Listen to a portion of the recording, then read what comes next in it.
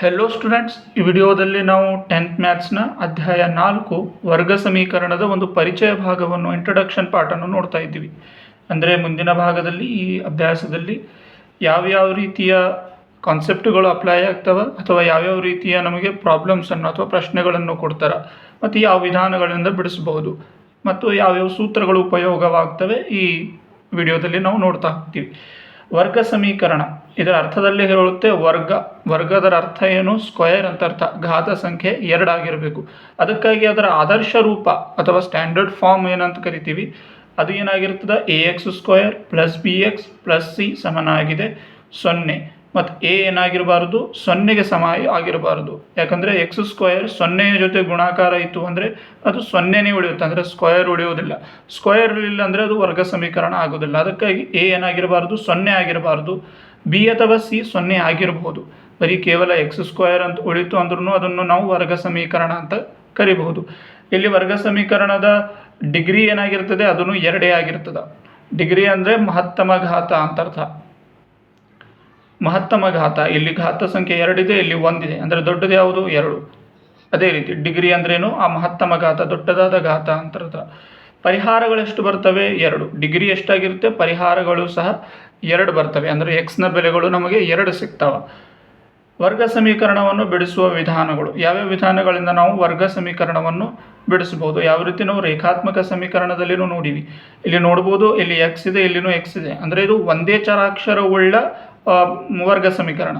2 ಚರಾಕ್ಷರವುಳ್ಳ ಇತ್ತು ಅಂದರೆ ಇದು ಎಕ್ಸ್ ಆಗಿರ್ತದೆ, ಇದು ವಾಯ್ ಆಗಿರ್ತದೆ. ಯಾವ ರೀತಿ ನಾವು ರೇಖಾತ್ಮಕ ಸಮೀಕರಣದ ಆದರ್ಶ ರೂಪದಲ್ಲಿನೂ ನೋಡಿವಿ. ಈಗ ಬಿಡಿಸುವ ವಿಧಾನಗಳು, ಮೊದಲನೇ ವಿಧಾನ ಅಪವರ್ತನ ವಿಧಾನ ಅಂತ ಕರಿತೀವಿ. ಅದಕ್ಕಾಗಿ ಒಂದು ಉದಾಹರಣೆಯನ್ನು ತೊಗೊಂಡಿದ್ದೀನಿ. 2x² + x - 6 ಸಮನಾಗಿದೆ 0. ಇದು ಆಲ್ರೆಡಿ ನಾವು ರೇಖಾತ್ಮಕ ಸಮೀಕರಣದಲ್ಲಿನೂ ಮಾಡೀವಿ. ಈ ರೀತಿ ಕೊಟ್ಟಾಗ ಅಪವರ್ತನ ವಿಧಾನ ಅಂದ್ರೇನು? ಇಲ್ಲಿ a ಇರ್ತದೆ, ಇಲ್ಲಿ b ಅಂದರೆ ಎಕ್ಸ್ನ ಏನು ಗುಣಾಕಾರದಲ್ಲಿದೆ 1, ಅದು b ಆಗಿರುತ್ತದೆ. ಇನ್ನೊಂದು ಸ್ಥಿರಾಂಕ ಏನಾಗಿರ್ತದೆ? c ಆಗಿರ್ತದೆ.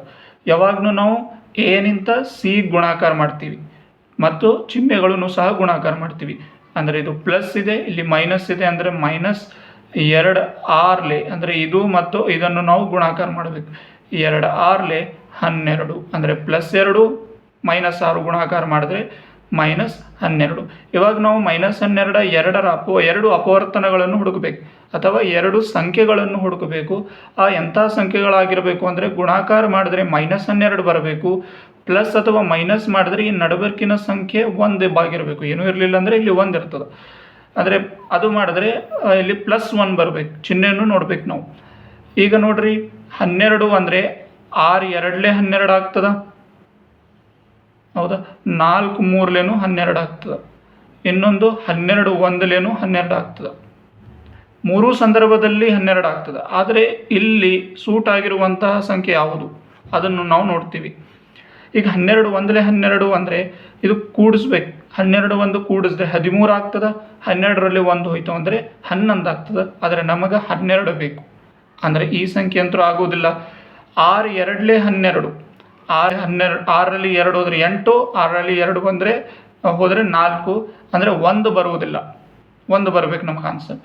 4 3 12, 4ರಲ್ಲಿ +3 ಮಾಡಿರಿ 7 ಆಗ್ತದೆ, ಅಂದರೆ 7 ಅಂತೂ ಇಲ್ಲ. 4ರಲ್ಲಿ 3 ಕಳೆರಿ 1 ಆಗ್ತದೆ, ಅಂದರೆ ಅದು ಅಂದರೆ 4 3 ನಾವು ಇಡಬಹುದು ಆ ಸಂಖ್ಯೆಯನ್ನು. ಗುಣಾಕಾರ ಮಾಡಿದ್ರೆ 12 ಕಳೆದರೆ 1, ಆದರೆ +1 ಬೇಕು ನಮಗೆ, ಮೈನಸ್ ಇಲ್ಲ. ಮತ್ತು ಗುಣಾಕಾರ ಮಾಡಿದ್ರೆ ಮೈನಸ್ ಬರಬೇಕು. ಅಂತಹ ಚಿಹ್ನೆಗಳನ್ನು ಇಡಬೇಕು. ಯಾವಾಗೂ ಕಳಿಬೇಕಾದ್ರೆ ಯಾವ ಸಂಖ್ಯೆ ಬೇಕಾಗಿದೆ ಆ ಸಂಖ್ಯೆ ಯಾವಾಗೂ ದೊಡ್ಡ ಸಂಖ್ಯೆಗೆ ಇಡಬೇಕು. ಒಂದು ವೇಳೆ ಇಲ್ಲಿ ಮೈನಸ್ ಬೇಕಾಗಿತ್ತಂದರೆ ದೊಡ್ಡ ಸಂಖ್ಯೆಗೆ ಮೈನಸ್ ಇಡಬೇಕು. ಯಾವಾಗ ಕಳಿತೀವಿ +- -4 3 12 +4ರಲ್ಲಿ -3 ಹೋದರೆ +1. ಇವಾಗಿದು ಎಕ್ಸ್ನ ಬೆಲೆಗಳಿವೆ, ಅದಕ್ಕಾಗಿ ನಾನು ಎಕ್ಸ್ ಅಂತ ಇಡ್ತೀನಿ. ಇವಾಗ ಕಂಪ್ಲೀಟಾಗಿ ಈ ಸಂಖ್ಯೆಯನ್ನು ತೆಗೆದು ಹಾಕಬೇಕು. ಇಲ್ಲಿ ಏನಿದೆ 2x² ಇಡ್ತೀವಿ. ಇದನ್ನು ತೆಗೆದು ಈ 2 ಸಂಖ್ಯೆಗಳನ್ನು ಆ್ಯಡ್ ಮಾಡ್ತೀವಿ. +4x -3x. ಆಮೇಲೆ ಮುಂದಿನ ಯಾವ ರೀತಿ ಇದೆ ಅದೇ ರೀತಿ ಇದನ್ನು ಬರಿತೀವಿ. ಇವಾಗ ಇದೊಂದು ಗ್ರೂಪ್ ಇದೆ, ಇದೊಂದು ಗ್ರೂಪ್ ಇದೆ. ಇಲ್ಲಿನೂ ಪ್ಲಸ್, ಇಲ್ಲಿನೂ ಪ್ಲಸ್. 2ರ ಮಧ್ಯೆಯಲ್ಲಿ 4 ಹೋಗುತ್ತೆ, ಅಂದರೆ 2ಅನ್ನು ಹೊರಗೆ ಬರ್ತೀವಿ. ಇಲ್ಲೂ ಎಕ್ಸ್ ಇದೆ, ಇಲ್ಲಿನೂ ಎಕ್ಸ್ ಇದೆ, ಅಂದರೆ ಎಕ್ಸನ್ನು ತೊಗೋತೀವಿ. ಕಾಮನ್ ಅಂದರೆ 2 ಸೈಡ್ ಯಾವ ಸಂಖ್ಯೆಗಳಿರ್ತೇವೆ ಅದನ್ನು ಬ್ರ್ಯಾಕೆಟ್ನ ಹೊರಗಡೆ ತೊಗೋತೀವಿ. ಇಲ್ಲಿ 2x ಹೊರಗೆ ಬಂದಿದೆ ಅಂದರೆ ಏನು ಉಳಿತು, ಒಂದು ಎಕ್ಸ್ ಒಳಗೆ ಉಳಿತು. ಅಂದರೆ 2xನಿಂದ ಎಕ್ಸಿಗೆ ಗುಣಾಕಾರ ಮಾಡಿದ್ರೆ ಮತ್ತೆ 2x² ಬರುತ್ತೆ. ಆಮೇಲೆ 2 ಮಗ್ಗಿಯಲ್ಲಿ 4 ಯಾವಾಗ ಹೋಗ್ತದೆ, 2 2 4, ಒಂದೇ ಎಕ್ಸ್ ಇತ್ತು, ಒಂದು ಎಕ್ಸ್ ಹೊರಗೆ ಬಂದಿದೆ ಅಂದರೆ ಬ್ರ್ಯಾಕೆಟ್ ಕ್ಲೋಸ್. ಇವಾಗ ಇಲ್ಲಿನೂ ಒಂದು ಬ್ರ್ಯಾಕೆಟ್ ಬರುತ್ತೆ, ಅದನ್ನು ಸಹ x+2 ಆಗಿರ್ಬೇಕು. ಆ ಥರ ನಾವು ಮಾಡ್ಕೋಬೇಕು. ಇಲ್ಲಿ ಈಗ ಪ್ಲಸ್ ಇಟ್ಟರೆ ಇಲ್ಲಿ ಮೈನಸ್ ಬರುತ್ತೆ, ಪ್ಲಸ್ ಮೈನಸ್ ಮೈನಸ್ ಆಗುತ್ತೆ. ಇಲ್ಲಿನೂ ಪ್ಲಸ್ ಮೈನಸ್ ಮೈನಸ್. ಪ್ಲಸ್ ಯಾವಾಗ ಬರ್ತದೆ, ಮೈನಸ್ ಇಟ್ಟಾಗ. 3ರ ಮಗ್ಗಿಯಲ್ಲಿ 6 ಹೋಗುತ್ತೆ, ಅದಕ್ಕಾಗಿ 3 ಹೊರಗೆ ಬರ್ತದೆ. ಇಲ್ಲಿ ಎಕ್ಸ್ ಇದೆ, ಇಲ್ಲಿ ಇಲ್ಲ, ಅಂದರೆ ಹೊರಗೆ ಬರೋದಿಲ್ಲ. Bracket minus into minus plus ಆಗ್ತದೆ. 3ರ ಮಗ್ಗಿಯಲ್ಲಿ 1ರಿಂದ ಹೋಗ್ತದೆ, ಅಂದರೆ ಎಕ್ಸನ್ನು ಇಡ್ಬೋದು ನಾವು. ಇಲ್ಲಿ ಏನೂ ಇರಲಿಲ್ಲ ಅಂದರೆ 1. 3 ಗುಣಿಲೆ ಎಕ್ಸ್ ಏನಾಗಿರ್ತದೆ, 3x. ಮೈನಸ್ ಇಂಟು ಮೈನಸ್ ಏನಾಗ್ತದೆ, ಪ್ಲಸ್. 3ರ ಮಗ್ಗಿಯಲ್ಲಿ 6 ಯಾವಾಗ ಹೋಗ್ತದೆ, 3 2 6, ಅಂದರೆ ಇವೆರಡು ಸೇಮ್ ಬರ್ತವೆ. ಅದಕ್ಕಾಗಿ ಅದನ್ನು ಒಂದೇ ಸಲ ಇಡ್ತೀವಿ, x+2. ಇವಾಗ ಹೊರಗೆ ಏನು ಉಳಿದಿದೆ, 2x - 3, ಅದೊಂದು ಬ್ರ್ಯಾಕೆಟ್ನಲ್ಲಿ ಇಡ್ತೀವಿ. ಇವಾಗ ಬ್ರ್ಯಾಕೆಟ್ನಿಂದ ಹೊರಗೆ ತಂದರೆ +2 ಸಮನಾಗಿದೆ 0, ಇದಕ್ಕೂ ಅಪ್ಲೈ ಆಗ್ತದೆ. 2x - 3 0, ಇದಕ್ಕೂ ಅಪ್ಲೈ ಆಗ್ತದೆ. ಇವಾಗ +2 ಇದ್ದಿದ್ದು ಈ ಸೈಡ್ ಬಂದರೆ -2, ಮೇಲೆ -3 ಇದ್ದಿದ್ದು ಈ ಸೈಡ್ ಬಂದರೆ +3, ಗುಣಾಕಾರ 2 ಇದ್ದಿದ್ದು ಭಾಗಾಕಾರ 2. ಅಂದರೆ 2 ಬೆಲೆಗಳು ಸಿಗ್ತವ ಅಂದಿದ್ವಿ, 2 ಬೆಲೆಗಳು ಸಿಕ್ಕವು. ಇದು ಅಪವರ್ತನ ವಿಧಾನ. ಈಗ ಎರಡನೇ ವಿಧಾನ, ಅಪವರ್ತನ ವಿಧಾನ ಆದಮೇಲೆ ಇನ್ನೊಂದು ವಿಧಾನ ಇದೆ, ಸೂತ್ರವನ್ನು ಉಪಯೋಗಿಸಿ. ಯಾವ ಸೂತ್ರವನ್ನು ಉಪಯೋಗಿಸಿ, ಇಲ್ಲಿದೆ. x ಸಮನಾಗಿದೆ b ± √b² - 4ac ಭಾಗಿಲೆ 2a. ಇದಕ್ಕಿಂತ ಮೊದಲು ನಮ್ಮ ಒಳಗೆ ಒಂದು ಸಮೀಕರಣ ಕಾಣ್ತಾ ಇದೆ, b² - 4ac. ಅದನ್ನೇ ಇಲ್ಲಿ ಬರೆದಿದ್ವಿ. ಅದನ್ನು ಏನಂತ ಕರಿತೀವಿ ಅಂದರೆ ಡಿ ಅಂತ ಕರಿತೀವಿ. ಡಿ ಅಂದರೆ ಶೋಧಕ, ಇಂಗ್ಲೀಷ್ನಲ್ಲಿ ಡಿಸ್ಕ್ರಿಮಿನೆಂಟ್ ಅಂತ ಕರೀತಾರೆ, ಅದಕ್ಕಾಗಿ ಡಿ ಅನ್ನು ಉಪಯೋಗಿಸಿದ್ದಾರೆ. ಶೋಧಕ ಅಂತ ಕರೀತಾರೆ. ಅಂದರೆ ಇದಕ್ಕಿಂತ ಮೊದಲು ನಾವು ಶೋಧಕವನ್ನು ಕಂಡುಹಿಡಿಬೇಕು. ಶೋಧಕದಿಂದನೇ ಗೊತ್ತಾಗುತ್ತೆ ಈ ಸೂತ್ರವನ್ನು ಮುಂದೆ ಉಪಯೋಗಿಸಬೇಕಾ ಅಥವಾ ಇಲ್ಲ ಅಂತ. ಈ 3 ಸಿಚುವೇಶನ್ಗಳು, ಇದರಿಂದ 3 ಆನ್ಸರ್ ಬರ್ತವೆ. ಒಂದು b² - 4ac ಮಾಡಿದ್ರೆ, ಇದು b² - 4ac ಏನಿದೆ ಅಂದರೆ ನಾವು ಆದರ್ಶ ರೂಪವನ್ನು ಬರೆದಿದ್ವಲ್ಲ, ಇದರಿಂದನೇ ಗೊತ್ತಾಗುತ್ತೆ. b² ಅಂದರೆ b ಅಲ್ಲಿ ಏನಿರುತ್ತೆ ಅದರ ಸ್ಕ್ವೇರ್, 4 ಅಂದರೆ ಸೂತ್ರದಲ್ಲಿದೆ, a ಅಂದರೆ ಮೊದಲನೇ ಸಂಖ್ಯೆ, c ಅಂದರೆ ಸ್ಥಿರಾಂಕ, ಇದೇ ಇರುತ್ತೆ. ಇದು ಸಮೀಕರಣ ಕೊಟ್ಟಾಗ ಇದನ್ನು ಯೂಸ್ ಮಾಡಿದ್ರೆ, ಒಂದು ವೇಳೆ ಅದು ನಮ್ಮ ಆನ್ಸರ್ 0 ಬಂತು ಅಂದರೆ, 0ಗೆ ಸಮ ಆಯಿತು ಅಂದರೆ ನಮಗೆ 2 ಸಮಾನಾದ ವಾಸ್ತವ ಮೂಲಗಳನ್ನು ಹೊಂದಿರುತ್ತೆ. ಅಂದರೆ ಎಕ್ಸ್ನ ಬೆಲೆ ಏನಾಗಿರುತ್ತೆ, ಸೇಮ್ 2 ಉತ್ತರಗಳು ಬರುತ್ತೆ. ಅಷ್ಟೇ ಒಂದು ಮೈನಸ್ ಅಥವಾ ಒಂದು ಪ್ಲಸ್ನಲ್ಲಿ ಇರಬಹುದು, ಆದರೆ ಉತ್ತರ ಮಾತ್ರ ಸೇಮ್ ಇರುತ್ತೆ ಒಂದು ವೇಳೆ 0 ಬಂತು ಅಂದರೆ.